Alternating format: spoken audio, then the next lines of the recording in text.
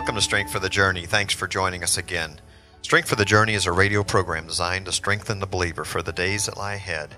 We have a website at strength4thejourney.com, and this is radio program 107. I want to just share a little bit about the website, Strength for the Journey. There's articles, and there's a tab there called Today's Rhema. There's prophetic words that the Lord has given me, and I've written them down there that share a little bit of insight on what the Lord is actually speaking right now and the words that He's trying to get to His body to prepare them for His return and to get their hearts right. And much of the programs that you hear on Strength for the Journey are a means of encouraging people to move out of their comfort zone, to follow the Lord wherever He shall take them, and to not look back. And there's a number of people that are moving out of their comfort zones now, and they're going on the mission field, they're traveling to new places, or they're doing things maybe they normally wouldn't do. And I have a very good friend in the studio today with me, David Guilliams. Thanks for joining me, David. Oh, it's always a joy to be here. And David's one of those people that had thought for a long time maybe he would leave that place of comfort, and suddenly something, just a few connections happened that inspired him to make the leap. Maybe a year and a half ago? About a year and a half ago now, yes. And it's an amazing journey, isn't it? How you never know how He's going to open doors and how He's going to provide, but yet He always does. You know, he's just as faithful and just as much a provider in Central America as he ever was in North America. You know what's interesting is that that's just the case, is that He will provide wherever He calls you to go. And I've had people return for fear of lack, that maybe their resources were beginning to dry up.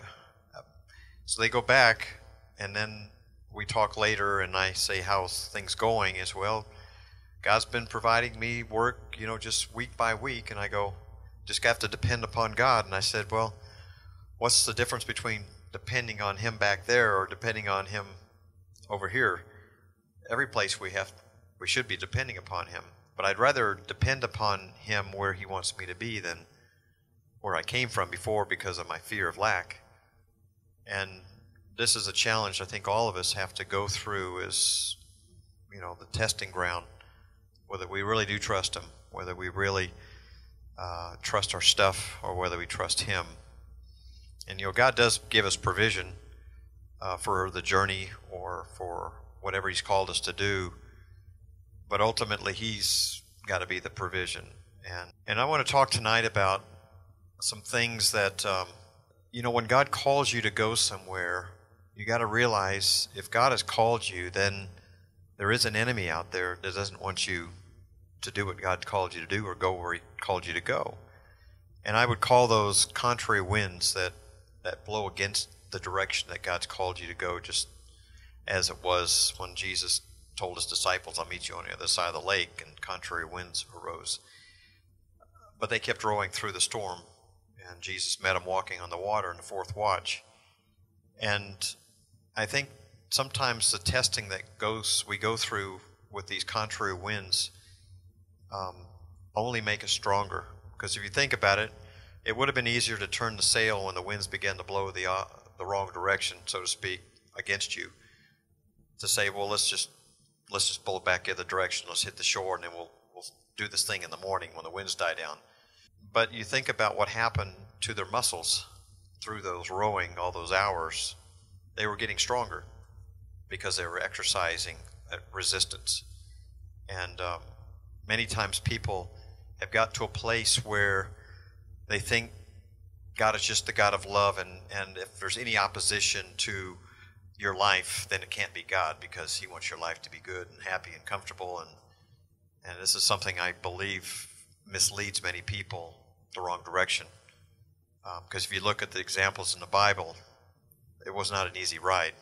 Jesus asked very difficult things of anybody He called to follow Him. So I don't think it's any different. He's the same yesterday, today, and forever.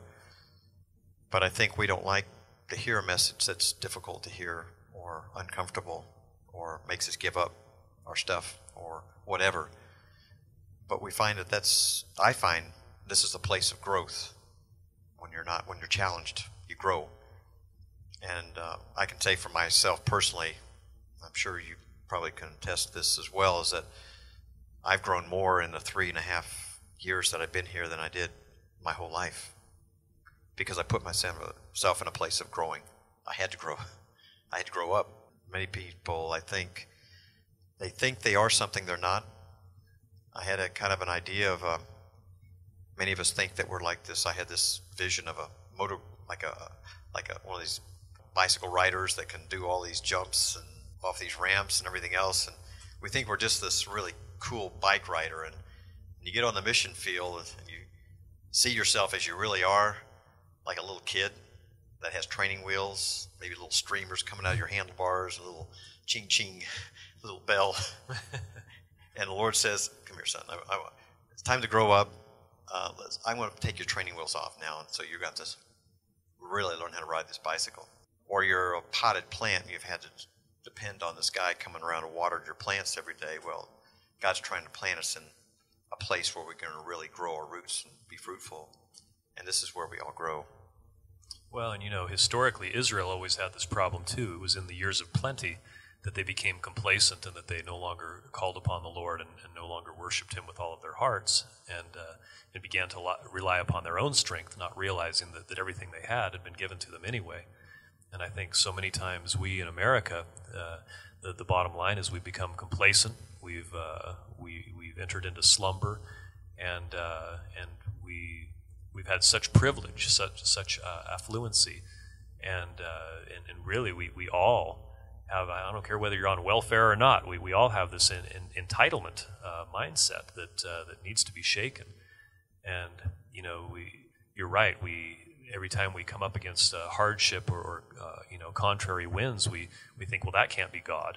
But the call in Scripture is, Paul says that in all these things we are more than conquerors. Well, what is it that we're to conquer? If we're a conqueror, then certainly there was opposition at some point. And all of the promises that are made by Jesus to the churches in Revelation are to he who overcomes. To he who overcomes, we're called to be an overcomer. Well, what is it that we're overcoming, if not hardship, if not trial, if not tribulation? And so this is what God's called us to. So if we're going to be an overcomer, there's going to be something to overcome. I've heard it said that there's no testimony unless you go through a test. So just expect the test, because I think what the test not only manifests is what's inside of us already. We don't know what's inside of us until we go through the test, and that's when we find out what's inside of us. Look what happened to Peter. He was absolutely sure he was not going to deny the Lord, but look what happened. He did. It was nothing he anticipated or expected, but he didn't know what's inside of him until the time of testing came. I think if you realize that God has called you for a purpose and in a direction or in a place, then there's going to be everything the enemy will do. There's nothing he won't do to keep you from fulfilling what God's called you to do or be where He's called you to be. And I think just about Adam, God called him to tend the garden, to keep it, to dress it. And why would you? It essentially meant to guard it. What do you need to guard? A garden that's got everything. Well, that should have been a flag that there was an enemy in a garden. And just like if I'm growing food now and I'm constantly dealing with bugs or something, there's an enemy after the fruit of my garden. And we have to understand that there's opposition to keep us from being fruitful. And what the Lord is ultimately looking for in all of our lives is fruit. Because He said that, if we're not producing fruit, the tree's coming down. So we have to really examine our life and say, Lord, where's the fruit? Do I have any fruit in my life? I don't think I had much fruit, until I came here. Honestly, I mean, sure, you'd like to think that you had lots of fruit, but I don't think I did. So if we are to really look at our lives now, is there fruit? And so if there's not, then it's time to really maybe get pruned. Because many times when you come here or go to a place where it's not easy, or you have to downsize, it's a pruning season. And I like to look at it, a pruning season, as just the preceding stage of fruitfulness. So if you're listening right now and you feel like God has got the pruning shears in your life, it is difficult right now, if you look at it that way, then this could be the most fruitful season of your life that's just on the way. So it gives you something to look forward to. So if you're going through a very difficult time of pruning in your life, maybe God's reducing your overhead, the distractions, and all these things should be done if we're really going to get fruitful, because most of us have too many unfruitful things going on in our life right now. But it's all for the good if he is pruning us right now, because he's looking for fruit. Well, you're right. And, one of the things that you and I have been talking about a lot recently is how many people we have seen removed from their place or removed from a place of bearing fruit because of offense. And we've talked about how that's somewhat linked to our expectations. It seems that so many times when we have unmet expectations, that provides the potential for being offended, either with others or ultimately with the Lord. And, we talked about how Peter, you just mentioned that he said, "Oh, Lord, never, I'll never leave your side, that's not going to happen, we'll stay with you till the death." And, many people say, "Oh, Peter just didn't know what he was made of, he was, when it came right down to it, he was a coward." But I don't think so. I mean, these were true words. Otherwise, when the soldiers came for him in the garden, he wouldn't have whipped out his knife and cut off the high priest's servant's ear. And so he was ready to do battle, but he was ready to do battle on his own terms, the way that he expected that it would come. So he was ready to be like Mel Gibson in Braveheart and charge into the battle and get physical with it. But he wasn't prepared to own up to the fact that he was the friend of the man who had just been arrested when he was confronted by a small girl, a young girl. And so, same thing with John the Baptist. We look at that Jesus says that he was the greatest born of women up until that time, the greatest prophet up until Jesus' time. And yet, when John is thrown in prison by Herod for calling out his unlawful marriage, he sends messengers to Jesus to say, are you the one who was to come, or should we expect another? And there's only one conclusion that I can reach from listening to that question, and that is that he had some unmet expectations. I believe he thought that it was going to go a little bit different way. And of course, he sends messengers to Jesus to ask this question, and Jesus sends back a response. Go tell John that, hey, the blind see, the dead are raised, the kingdom is being preached. And then Jesus follows up with an interesting statement after he sends this message back to John. He says, "Blessed are those who," some translations say, "Blessed are those who do not fall away on my account." Other translations say, "Blessed are those who are not offended on my account or by me." And so I think it's a big thing that, our expectations. Do we really believe that our life is not our own and that we're bought at a price? And And like we were talking about just before the show, do we really believe that God is the author and the finisher of our faith? Or do we believe that we are writing the script and that it needs to be on our terms and that we get to call the shots? And, when it comes to provision, Paul said that he had learned to be content in all situations, whether in lack or in plenty. And he also said, having food and clothing, we will be content with that. But Jesus didn't even go that far. He said that that's what the pagans run after, is this food and clothing deal. He said, your Father in heaven knows that you need them, and he'll take care of that. But we are not to concern ourselves with those things. We're to pursue the kingdom of God and his righteousness. You mentioned author and finisher of our faith, and what comes to my mind is the instructions that the Lord gave me when we left the States and came here. He said, I have erased your chalkboard. Don't write on it. In other words, there was to be no agenda, no preconceived ideas of what this would look like, how it would turn out, what to expect. I had no expectations. And it was a great place to begin with a blank chalkboard. Because what you just mentioned a minute ago, many times people are offended because they have this expectation of what it would be like, once they leave. Whether it's going to be the magic doors or just going to, everything's just going to happen in a moment's time because I've left to obey God, it's a time of testing. And sometimes that time of testing takes a little time. It doesn't just happen overnight. Our first several months were spent numerous times in emergency rooms, car wrecks. It was the most craziest time of our life.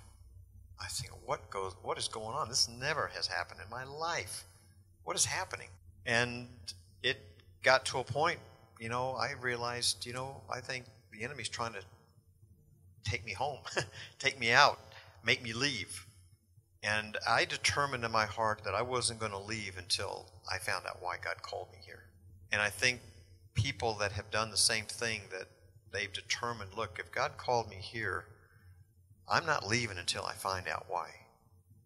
And I think when God calls you to do something, even though the opposition may come your way, maybe the opposing winds may come to a point where you just feel like, there's no way you're going to make your way through this wind.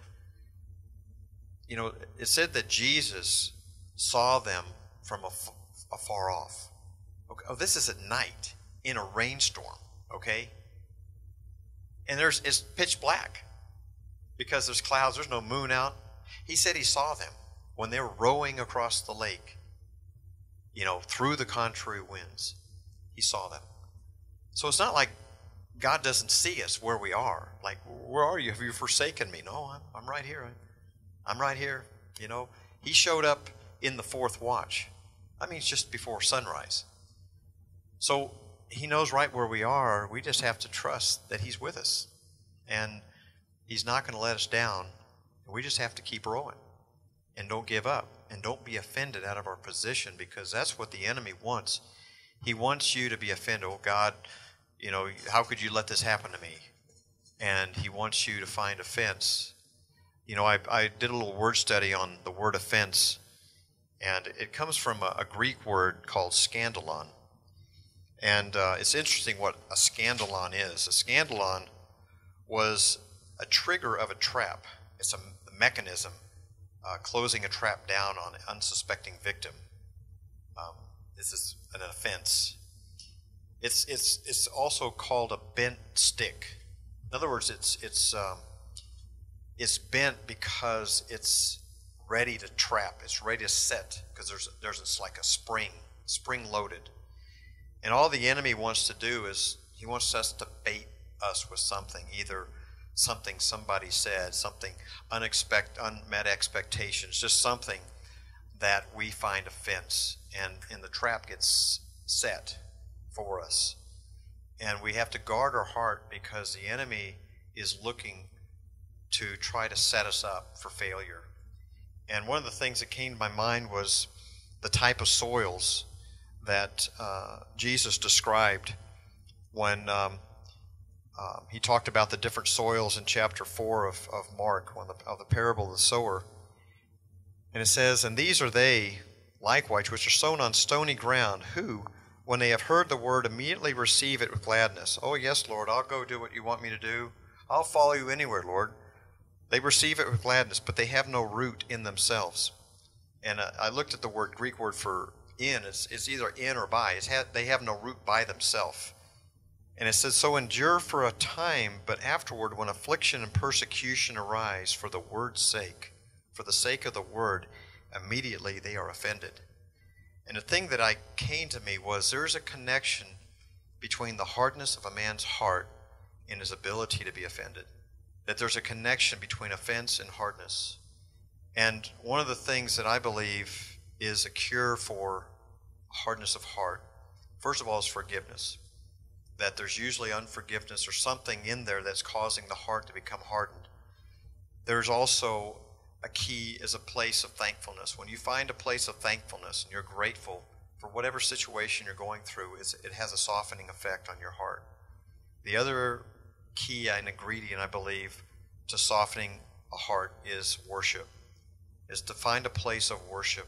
Music, just some place where you can just let the Lord minister to you. And this is something I believe what the Lord did when I first got here, because I didn't know the condition of my heart until I came here, and I was being tested. And I had a friend that we'd met here, became a friend of our family, and he downloaded a bunch of worship music on a little iPod that I bought. And I would just sit out on our porch and just listen to worship music. I just began to cry, and I could just tell that God was changing my heart through worship. And I believe all this was God was trying to prepare me for the journey of what was coming up and the trials that were coming. I needed to get my heart softened. And because I didn't want to be offended out of my place. I didn't want to be taken out of what God had called me to do and where he called me to be. And I think we have to understand the enemy's tactics. It says, be not ignorant of Satan's devices. You know, these are devices that he's used since the Garden of Eden. To offend, to lie, to deceive, to set a trap, to offend. And we can't bite the bait and continue to follow the Lord, because those traps will set us up and we'll be stuck in a place that we will not be able to continue with the Lord. I looked at it like this one time. The Lord said to me, Andrew, he said, if you want to follow me, he said, you have to leave your past behind you. And he said, the way you leave your past behind you is there's a spiritual pair of scissors called forgiveness. And he said, if you'll reach around behind you and cut and forgive everyone that's ever hurt you, you'll cut them loose from you and you'll be free to go with me. And what I looked at is like a ball and chain. Unforgiveness is like you're being held to your past, that you're not free to go because of these offenses and these unforgiveness. You're bound in your past. And only forgiveness it's a spiritual pair of scissors that just cuts all those cords free, or cuts them loose, and that what makes you free to go, move forward. Right, you're right. And well, Jesus said that he who has been forgiven much loves much. And you know how much easier it is, part of our worship should be to reflect upon the goodness and the mercy of God, that he would take all of those things that we've done, that we're in rebellion against him, and wash those away, you know, wipe the slate clean to atone for those things with the precious blood of his Son. And you know, if that's part of our worship of him, if we're reflecting and meditating upon those things, then how much it would make us seem foolish to ourselves if we would hold anything against our brother. And so, you know, and that's a key, because you know, we're talking about offenses, and of course Jesus said that if we forgive men when they sin against us, then our Father in heaven will forgive us. But if we do not forgive men when they sin against us, then our Father does not forgive our sins. So it's a critical thing. Well, he used the word 70 times 7 to Peter. Well, how many times do I have to forgive this guy? Well, I got a feeling somewhere in the 345 time, you probably lose count by the time you ever get to, 70 times 7. In other words, you just have to forgive. There is no choice. This is not an option. This is not a choice that we have. Our forgiveness is hinging on our forgiveness. I mean, he gave the analogy of that man that owed such a great price that he could never pay it. And yet, he was forgiven of this great price. And we can look at it like our sins. It was a price that we could never be redeemed from by ourselves. We could never pay for the price of our sin. There's nothing we could sacrifice that would ever pay of our own sins. It's only what Jesus did. And in that gift that he gave us of forgiveness, he expects us to do the same. And that's why this guy was thrown into prison, because he held a small debt against somebody else after he'd been forgiven of such a great price that he could never pay. So it's just the same with us, is that we have no choice. We should be so grateful and so thankful that forgiveness just comes easy. That should come out of a grateful heart. And it shows that we don't have a grateful heart. if we're willing to hold a little thing against somebody else when we've been forgiven for so much. That's right. Well, it's funny listening to you just now. As I heard you say 70 times 7, we do the math, we come up with 490, and we think, it's so funny, we almost think that maybe Jesus was speaking in hyperbole. It's like, well, surely he doesn't mean that. I mean, that's, surely if someone did the same thing with me 490 times, I wouldn't, like you say, if I got to 489, would I really forgive him the 490th time? And yet, as absurd as that number seems, if we really reflect, okay, has the Lord forgiven us that many times? How many more times than that? And so, really, if he's been that gracious and merciful to us, such that even we were talking before the recording here about in Hebrews, it says that therefore Jesus is unashamed to call them brothers. And I mean, if Jesus is not ashamed to call someone a brother, then how much less right do I have to take that stance? Well, and you think about it, that Satan's doing everything he can to divide, as we have seen even coming here, and God's putting a group of people together. One of the biggest modus operandus of the enemy is to divide, and he uses offenses, he uses things like this to divide and build walls. And God is putting a body together that will not be divided, because their hearts are united with the Lord, so their hearts are united with each other.